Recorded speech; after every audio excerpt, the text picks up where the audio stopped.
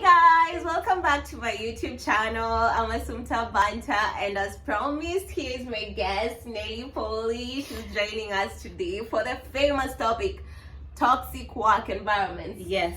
Welcome. Thank you very much. Thank you for the invite and thank you for giving me this platform. It's a serious topic, and it's something that needs to be addressed. Yeah, that's true. Mm-hmm. So thank you. Anyway, some people have been asking me, what's a toxic work environment? What do you mean when you say toxic work environment? So in short, all jobs have some form of stress.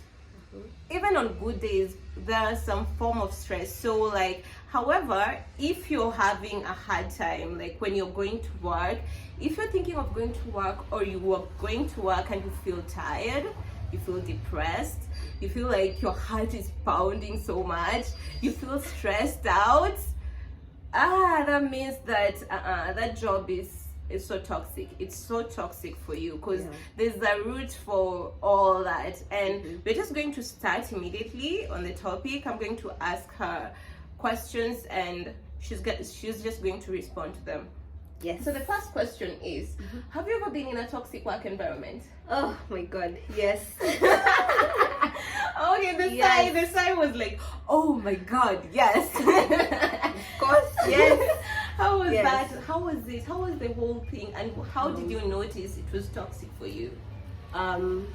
Start off, as in at first I didn't think of it as much. But you know, when the time progressed, I was like, well, this is not a good environment. You go to work, or in the morning when you wake up, you go to, when you're thinking of going to work, you're like, oh no, another day. Depressed. Yes. You've not even arrived to work yet, but the process of you waking up and you thinking of going to that place, it makes you feel so much, I know that feeling, you know. So yes, I have, and it was not a good experience because at some point you get to feel like you're not even worth it. You start to doubt your talent. Yes, you start to doubt yourself, which is actually it's the worst thing ever. Worst, because you know you have the abilities. When you applied for that job, you knew you had the abilities, and when you got it, you were sure that this is the thing. Yes, and then when you get to the workplace, and then you see how the work is being done and how people are being managed, the staff, most importantly, it's just hectic. Even the morale is just gone. You don't even have the morale. Yes, and then the worst thing is being in a toxic environment. If you know, people look at money, you know, they think, if the money is good, then I can stay in that position. But it's, to be honest, it's more than that. It's more psychological, because this thing will torture you. You will have sleepless nights, actually. It's so bad.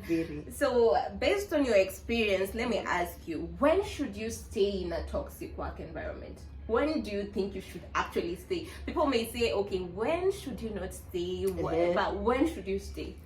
Okay, according to me, I've never thought of a toxic environment somewhere that you should stay, because you know it's your mental health that you're disturbing, and also your physical and emotional health, because if your head is not right, you won't eat right, you won't drink right, your body will deteriorate. That's true. So but someone told me this, you can stay in that environment if the person who has employed you, you have something to take out of it. Like maybe if this person has connections, maybe if this person has the things that can make you move forward. They can make you grow. But also you have to look at it. If I continue staying in this work environment, is it healthy for me? It's not even worth it. It's not worth it. Because this person, your employer, or whoever is around you in that position, they won't help you in any way. If maybe you get sick, maybe you have a psychological disorder, they will not be there for you as Actually, they'll employ someone the next day. Exactly. You'll be let go and someone will be like, don't you'll be even having get me these started. ads. The ads will be going here. That Okay, we gets are me. hiring. Yes. You'll be gone. And they will not even think twice about Yeah, that's how you're feeling or how this will lead you. And that employer will use that against you because they know they'll start telling you, like, where I was, the employer was like, I know you need this job. So they start putting you in that position knowing that you need the money. Yes. Like, you need the money. But Yes. it's not always about the money. You have to think about your psychological thing, because you might actually use a lot of money to go to the hospital and treat yourself and whatnot, but just let it go. Man, just let it go. I know a lot of people in the comments will be like, what if I have to pay rent? Yeah. Oh, what about if I have a kid? Oh, what if I have a this and this and this? You know, that is a choice. This is a choice you're making. Like, it's not like someone is forcing you, but this is a choice you're making. You're making this choice out of the perspective that I have to pay rent, so I have to work. But to me, I don't think it's worth it. It's honestly, I don't think it is. Come to think of it, so my next question is based on what you've said about worth it and not worth it. So is it worth staying when the lowest level you're working at, or the lowest position you are at is toxic, but in 2 or 3 years time you're going to be promoted to a higher level and it's less toxic? But just think of this, it's 2 years, it's not 2 months, it's not 3 months, it's 2 years. Would you stay knowing that in 2 years time I'll be promoted and it will be all good, I'll forget about all these things? Is it worth it for you? Okay, I have a question for that question. How sure are you in these 2 years you're going to get that promotion? Because 1 year is a very long year, and they might look for any mishap to give you a demotion or to tell you this is why you didn't get the promotion. 2 years, that's 24 months. That's 24 months of you coping and dealing and persevering. Yes, to this environment. And at the same time, by the time those 24 months are over, and then maybe you get that promotion, yes, but after you get that promotion, will your head be in the job? Because it's 24 months, you've worked your ass off, they told you do this, yes, you're going to get this promotion after 2 months. But in a toxic environment, employees can be very cheeky. Your employees, if they know you're going to get a promotion, they might do something in that environment to make you not get that promotion. Plus, it's toxic, it's toxic. Yes. Persevering for a month feels like 3 years. What about 2 years? How is that? 2 years. So is it worth it? To me, it's not worth it. To be honest, it's not worth it. Cause, oh my god. Or maybe, okay, how toxic is your environment? Because so long as you're having those feelings, yes, you know how it's so frustrating. So is it worth it? That's a question for you too. Yeah. You just answer that down below and give me your comments. Is it worth it to stay there for 2 years knowing that you'll get the promotion? Is it worth it? Would you stay or would you leave? Okay, just give me your thoughts on that. Tough one. Okay. Another question is, would you say it's manageable? They say that being in a toxic work environment is manageable when you have activities like going to the gym or having a new hobby or something after work that helps you to manage the stress. So do you think it's true, it's manageable that having all these things away from work, when you go home and you go to the gym and you feel okay, I'm relaxed, is it true that you can manage the stress that way and stay at that job? Okay. I know people are different. People deal with a lot of things differently. There's someone who will run, who will go for a run. There's someone who will go to the gym and they'll clear their mind. There's someone who will run, who will go to the gym, who will do whatever and it will stick to their mind. For some, it is manageable, but for some, it can be very tough. That's where therapy comes in. Yeah. But not anyone or everyone can afford therapy. That's true. So you have to find your core, like the thing that makes you calm down, like the thing that keeps everything out of your mind. The Yes. thing that makes you sane. So So you think it's manageable? Depending on how you're going to deal with it, I think you can manage it. But if something is tampering with how you think or how you feel, and that environment you'll have to go to each and every day. You wake up, you go there, you come back, you wake up, you go there, you come back. Even if you run for 1,000 miles and you go to the gym, I don't think you can say you'll manage it, yes, because you have something that can keep you out of it. But when you go to bed, the thing you'll be thinking about, tomorrow I'm waking up at 5 or 6 in the morning to go back to that place.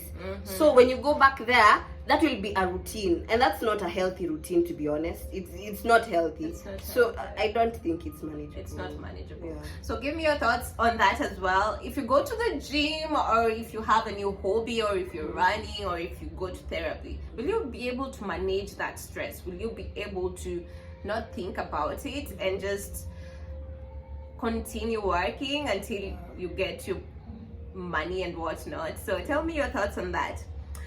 Another question is, does a toxic work environment improve you in your position? Being in a toxic work environment, is it a better motivation for you than being in a clear environment, a good environment? People are friendly, everyone is good.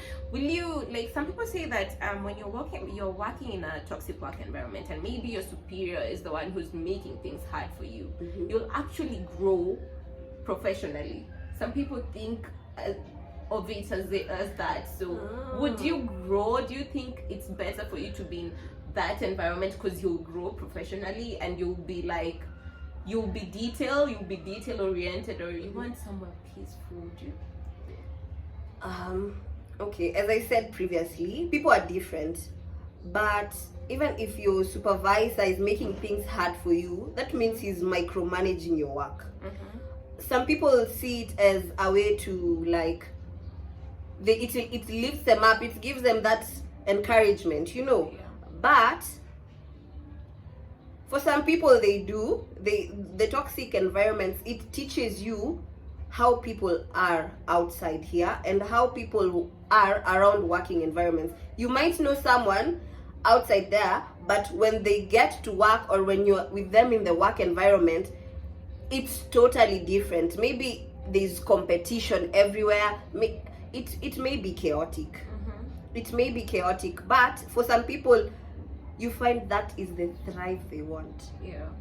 That adrenaline. Yes. Like adrenaline. Yes. Rush. Yes. You find that is what pushes them every single day. They're just like, today I am going to show them who I am. Today I'll show them what I can do. Yeah. But I don't know. So do you choose a more peaceful place and like there's no pressure, or you want that adrenaline? I better be okay. There's adrenaline and then there's toxicity. And the stress that comes with it. Yeah, you can be in a peaceful, friendly place, and then you're not moving anywhere. Yeah, you're not having any, and then you don't have any ambitions. That's true. That's because you're relaxed. Yes, you have relaxed. Yes, you're very comfortable. Yes, but to get the adrenaline, it doesn't have to be toxic.